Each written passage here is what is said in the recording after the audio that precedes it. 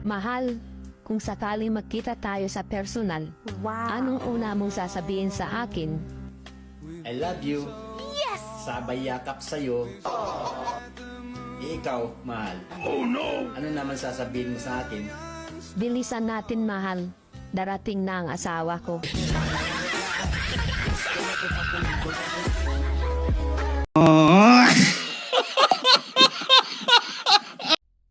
Kung may dalawang pasyente sabay dinating sa emergency room, isang sinaksak at isang nagtatae, sino brother ang uunahin gamutin at anong masasabi mo?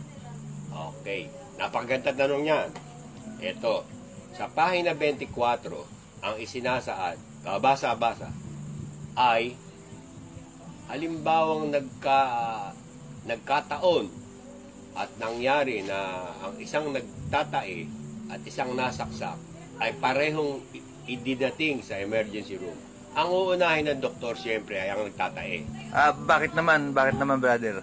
Dahil itong nasaksak, pwede siyang salina ng dugo anytime.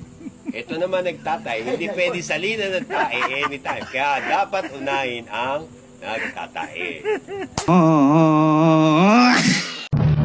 Binuntis mo ako! Pero iba ang pinakasalan mo! Pananagutan kita, pero kahit kailan, hindi kita pwedeng ibigin! Oo! Aminin ko! Mahal kita! Nang dahil sa salapi mo! At nang dahil sa pag-ibig ko sa'yo, handa akong pumatay at mamatay! Katawan ko lang ang minahal mo! At hindi ang pagkat